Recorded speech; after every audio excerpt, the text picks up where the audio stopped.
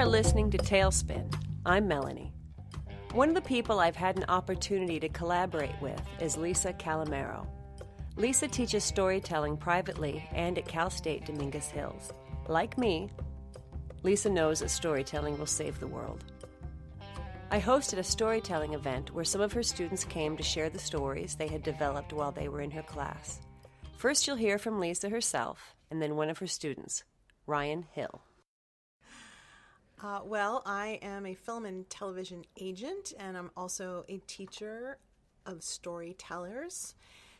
I guess I've been around story for most of my career. Started out working with novelists and then moved into filmmakers, and now I'm also working with anyone that wants to find their voice and tell their story, whether it's a student at the university or whether it's a private client who is looking to find their voice and then figure out what their story is and how to tell it.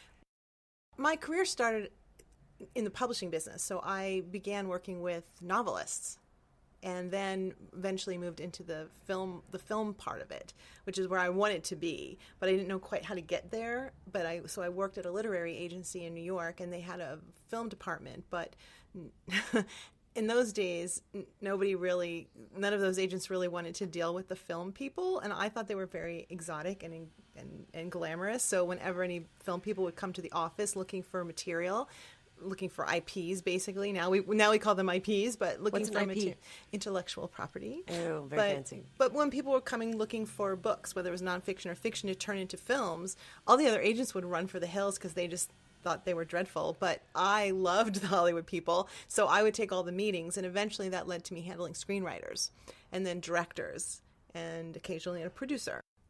Whether a story is a fiction piece or a nonfiction piece, it's the same.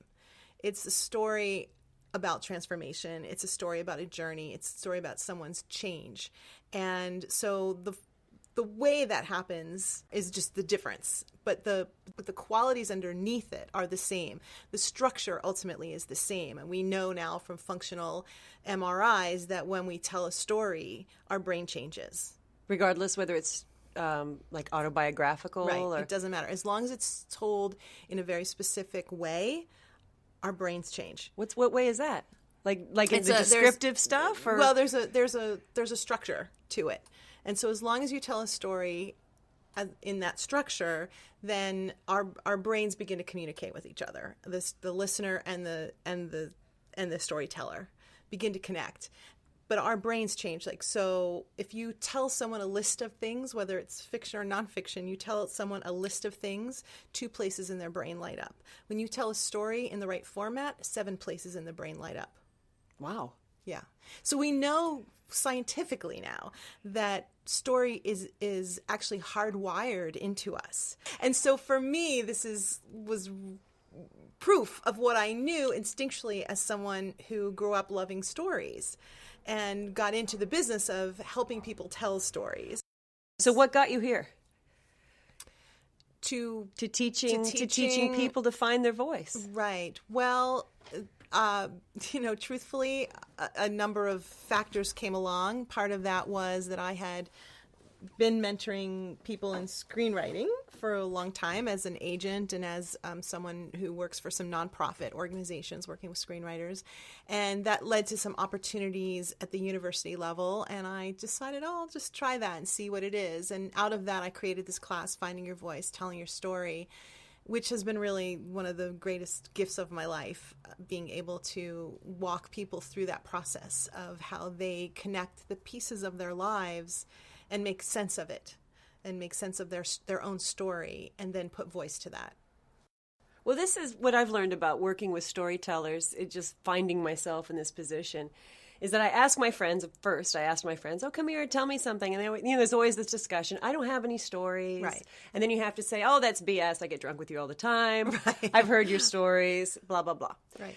And then they come here to do me a favor and keep, and get involved in this project. And then when they leave, I guess it's, our brains lighting up. When they tell their story, they'll say, oh, that was easier than I thought, or that was fun, or when are you going to do that again? And then I get this reward of It's just really interesting. I know it sounds cheesy to say I feel honored that people share their stories with me, but I do. But that is really what will heal the world. I really believe that more than ever. I feel driven to help people tell their stories in whatever form it is, whether it's screenwriting, whether it's through personal storytelling. I don't care how we tell your story, but tell a story. And I think that that's one of the things is when people say, "Oh, that was easy," or they're just so happy to be heard. All right, hi, my name's Ryan, and I am a huge homosexual.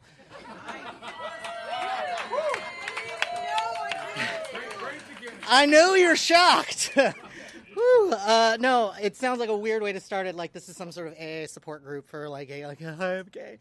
But it's so that I can tell you the story about how I came out twice. The first time I came out was actually sort of a laughably uneventful situation. When I told my friends that I was gay, they all just breathed a sigh of relief, like, oh, thank God you finally figured it out. And my dad said he had known since I was 3 years old when, with no training whatsoever, I executed the most perfect cartwheel he had ever seen. The only... Yeah, I will. I will for sure. I'll show you. It is actually spectacular to an almost alarming degree. So the only person who apparently didn't know I was gay before me was my mom. And so I was like, yay, I get to surprise somebody. Awesome. But it was also kind of scary because she was the one person who... it would upset me if I were to disappoint her. So, and actually I didn't even get to tell her. She beat me to the punch, and one day she asked me, are you gay? And what felt like 10,000 seconds passed in bone-chilling silence. It was probably only like 3 seconds, but you couldn't tell my clenched butt cheeks. It was anything less than like a decade. I couldn't make a diamond in there. And so I eventually whispered, quietly, yes. And she didn't scream at me, and she didn't go crazy. She didn't give me any of the histrionics I was sort of, fearing were going to happen. She crossed her arms and looked, I guess what I could only call as, mildly perturbed, and said to me, your insurance is going to go up. And she walked out of the room. And I was like, not, I didn't think, so I was like, are gay people bad drivers? I don't understand. Maybe some of you don't know that, before there was the Affordable Care Act, being gay could be considered a pre-existing condition, sort of like being a smoker, except you smoked something different than cigarettes. Was that one too dirty? That's where I crossed the line? So anyways, after I told my mom finally came around, and everybody, in my life was great. No one was beating the Bible at me. No one was disowning me. And I had this newfound sense of identity. And so it was actually towards the end of high school, and I was graduating, and I was going to start my career in entertainment. And I was going to be, an actor. And so I got an agent, and I started working commercials, and I had a career trajectory. It looked like I was actually going to do stuff. And so my agent suggested I meet with this really high-powered Hollywood acting coach. And she was everything that you would imagine from a Hollywood acting coach. She was acerbic and bitter, and everyone talked about how she was she's a straight shooter. She'll give it to you straight. She's so truthful, which just means she's a mean bitch. That's all that means is she's a mean old bitch. And, similar. And so, I met with her, and the first thing she said to me was, "You're too gay. You look like a lead, but you act like a gay best friend."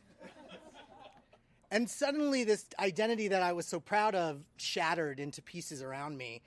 And I kind of wish that I could tell you this is a story about how I stood up to her and I did what I believe to be true, but instead it's the story of how I took every bit of advice that she told me. I took vocal lessons to deepen my voice so that I could sound less gay. I worked on my mannerisms so I could act less gay. I even started lying to friends and colleagues, saying that I wasn't gay, and going so far as to hit on women, which I'm sure was as painful for them as it was for me. How you doing? No.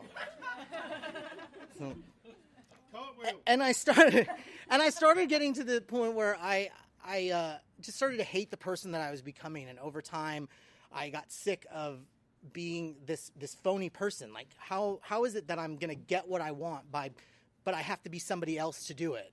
So eventually, I stopped lying. I stopped changing my mannerisms. I stopped changing my voice, and I just stopped. And I got really depressed. I thought I couldn't. There was no way I can do this. This woman, who I decided was the Word of God, had said I can't have a career, and so I can't. And I was wallowing in self-pity on the couch when I came across a DVD of one of my favorite comedians, Margaret Cho. And she has been told in her career that she was too fat and too Asian to ever be. How are you too Asian? How do you do that? Is there a level of Asian? Still confuses me. But that she couldn't be successful. And she essentially said, fuck that. And so I decided to say, fuck that. And I slowly began to pick up the pieces of this identity that I had let fall by the wayside. And that's when I came out a second time. But not for everybody else, for myself. It's when I decided that who I was enough. And not only was it enough, but that it was a pretty brilliant person. And from there, I got asked to do a national comedy tour. I got featured in a movie as an up-and-coming stand-up comic, openly gay stand-up comic, and did a whole bunch of television work, as a big faggy guy. Like, I just embraces this, like, homo guy. And he has worked out for me. And it's all good. And it's just when I learned, like, the most important lesson. And there's only one thing in this world that you can unequivocally say that you do better than anybody else. And that's be yourself. Thank you.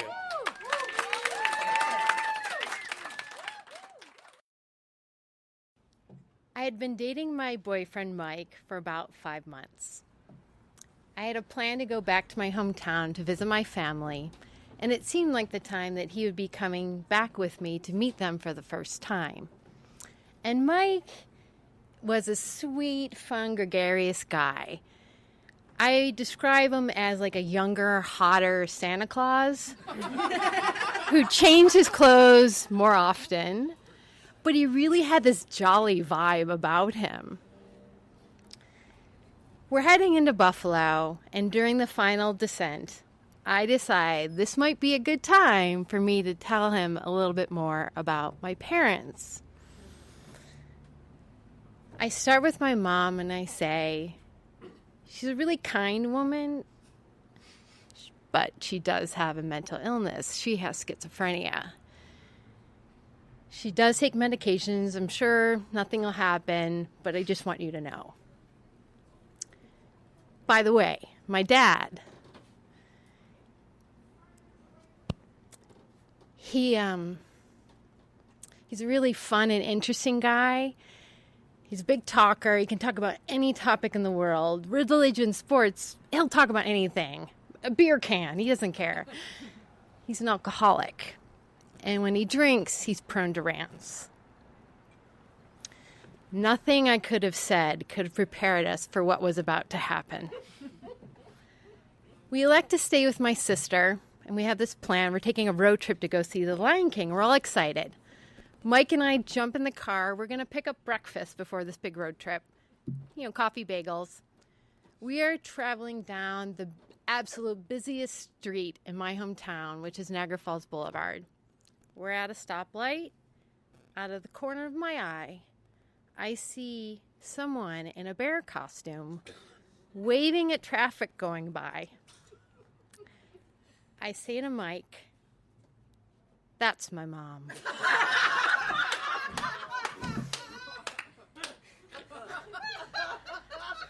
He said, "Are you sure?" "Oh yeah, I'm sure." He said, wow. I said, you want to meet her now?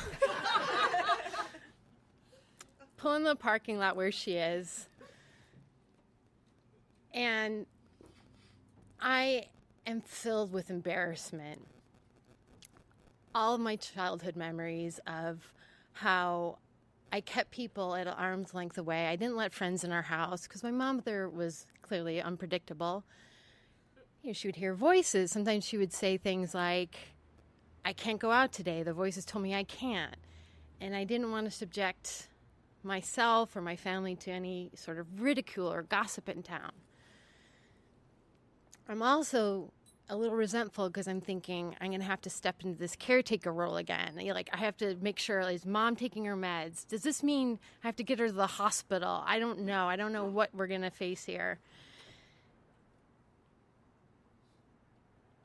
But Mike is a good sport. He ends up taking a picture with my mom.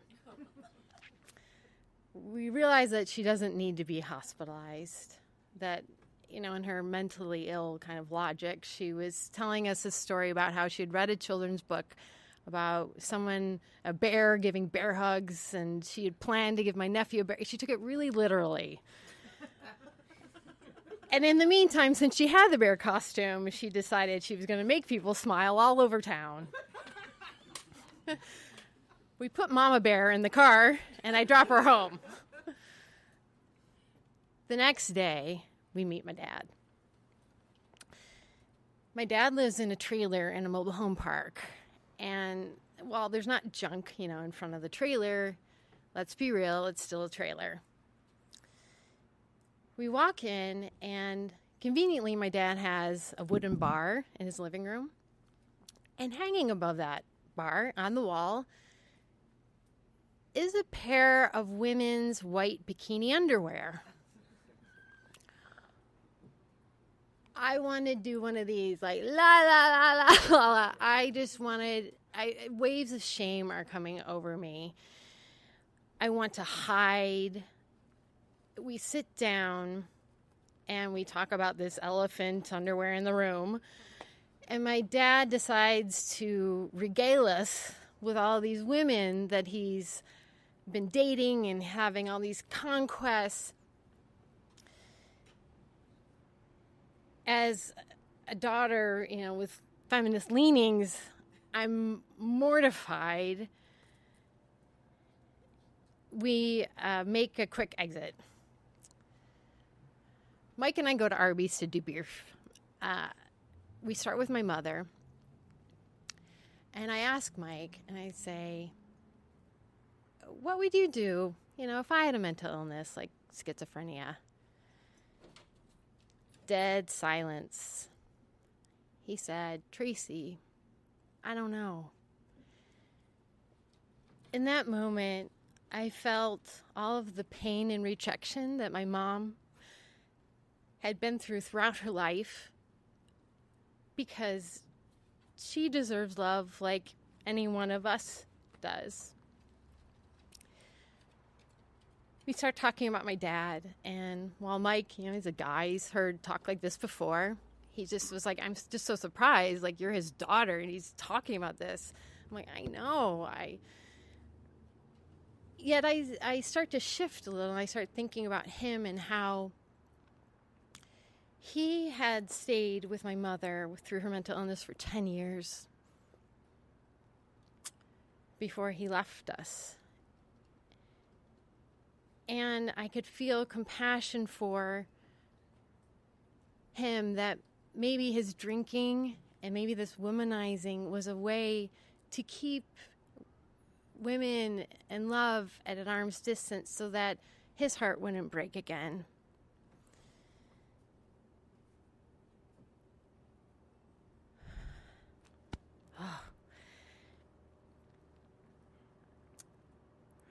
What was once a source of shame for me has become a source of pride for me, because my family is a group of powerful survivors.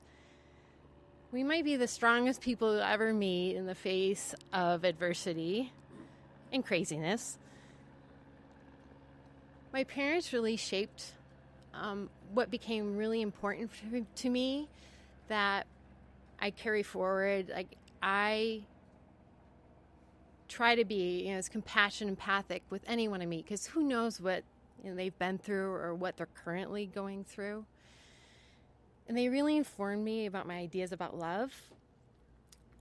I aim to love people, not in spite of their differences, but absolutely because of their differences. Speaking of love, Mike and I lasted about 6 more months. We broke up because ultimately I couldn't shake off that Arby's conversation, and I needed to feel like I could trust someone would love me like no matter what, and that's what I wanted to invite into my world. And I must add that to this day, I have a soft spot for bears.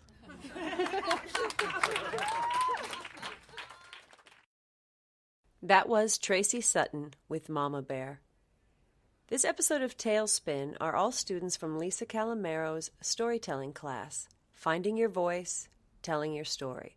I recorded them all live at an event I hosted last fall. Next is Rachel Hilberg with the Eagle Eye Detective Agency. So it's the first day of 7th grade, and the hallway smells like cheap textbook glue, sweat socks, and fear. And I realize almost immediately that it's my fear, because things are a little different this year. Suddenly girls are interested in hair and makeup and boys. And I'm just worried about what's going to happen to the Eagle Eye Detective Agency. So when I was in 1st grade, I read my first Choose Your Own Adventure story, and I was immediately hooked on a good mystery. By 2nd grade, I was reading Nancy Drew, and I decided I wanted to be Nancy Drew more than anything. And in 3rd grade, my best friend since kindergarten and I both started reading the Babysitter's Club books, the mysteries and super mysteries, and we decided we were going to form our own club. It was going to be a club of girl detectives, and we were going to call ourselves the Eagle Eye Detective Agency. So Amy was the kind of girl who, if you were into sports, which I was not, you would want her as your team captain. So naturally, she was our leader. She was our president. And I had most of the knowledge on how to be a kid detective that I had gathered from books. So, of course, I was the vice president. We had this friend, Yvette, who had the most gorgeous handwriting I've ever seen. And, of course, we made her our secretary. And she was responsible for recording all of the minutes to our weekly meetings, or our bi-weekly meetings, really. We'd always meet at lunchtime at school in secret, and we'd meet and we'd sit on a cinder block wall of this planter, and under the trees we would talk about how we were going to get our first case, our first big break. Because we're 8. No one's dropping cases in our laps. So how would we hone our skills with no real cases? We started making up our own cases, and this included just a collection of villains and supervillains that we had concocted as a mashup of the Power Rangers, Where in the World is Carmen Sandiego, and, because we were being raised in the church, the Bible. So our head supervillain, the baddest of the bad, she was Jezebel. We called her Jezzy. And the way it worked was anything that went awry, just in life in general, we knew Jezzy was behind it. So when Amy's neighbor's dog went missing, we knew somehow, beyond a shadow of a doubt, that Jezzy was responsible for this. And where do you go to find a supervillain who looks like Elvira and dresses like Morticia Addams? Certainly the goth kids must know what's up. So we go to the mall, and if you can just imagine for a second. It's the 90s.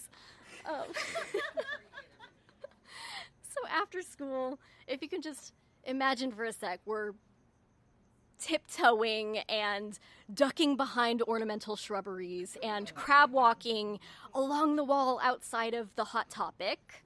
It was us. Needless to say, we didn't find her that day, but we gathered some pretty good leads.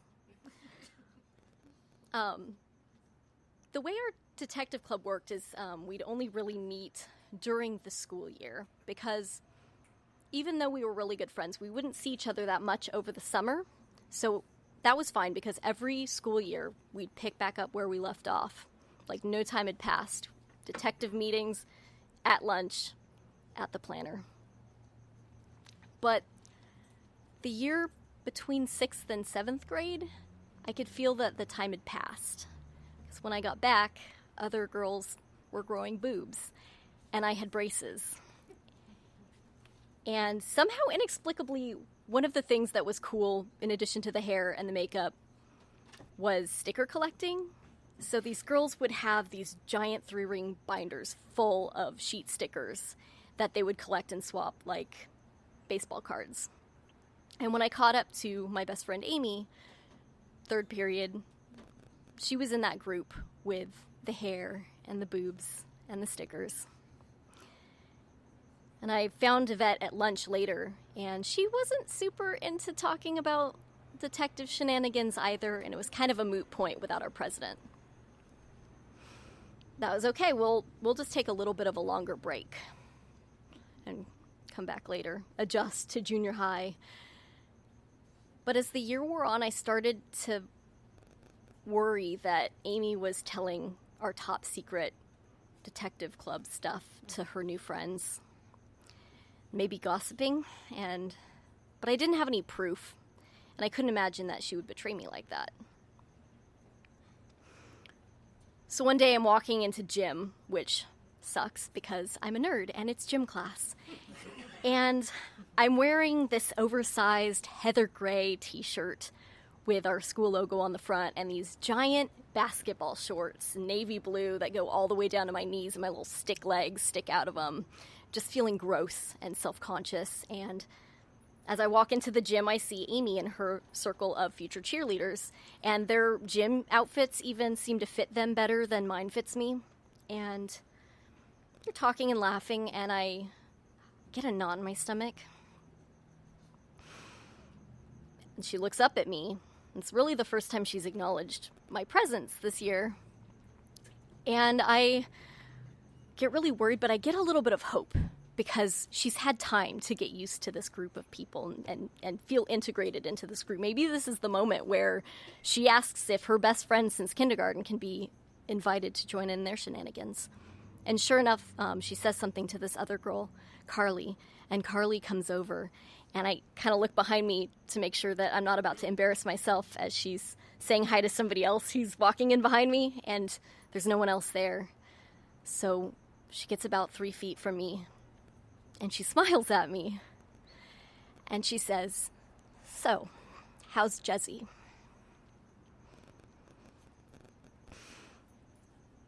Then I have my evidence. I'm crushed. And I feel alone. I've lost my detective club. I've lost my best friend.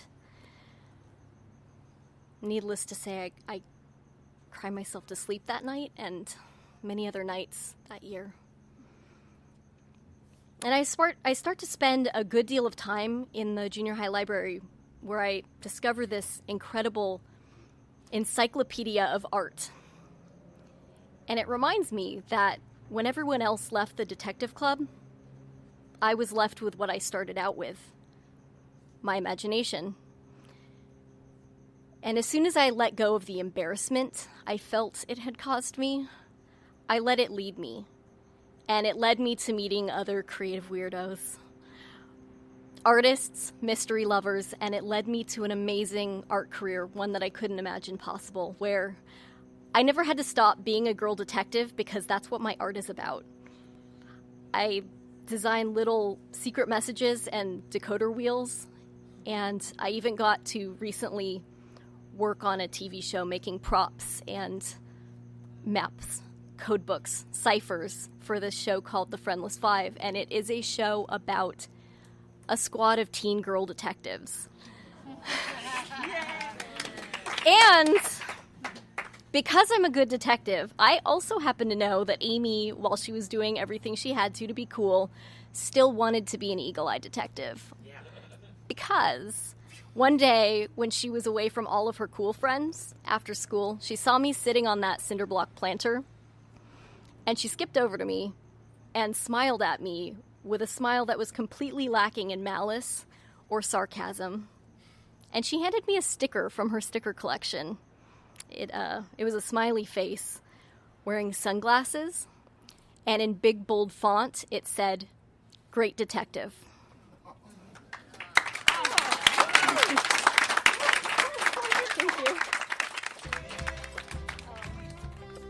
I'd like to thank Lisa Calamaro, Ryan Hill, Tracy Sutton, and Rachel Hilbert for their contributions to Tailspin. If you'd like me to record a spoken word event of yours, or if you got a story to tell, hit me up. Look for Tailspin on Facebook, or you can contact me through my website, melaniehiller.com. Without you, there's no story. Look up! Look up! Look up. Keep your eyes focused on the beautiful, ever-changing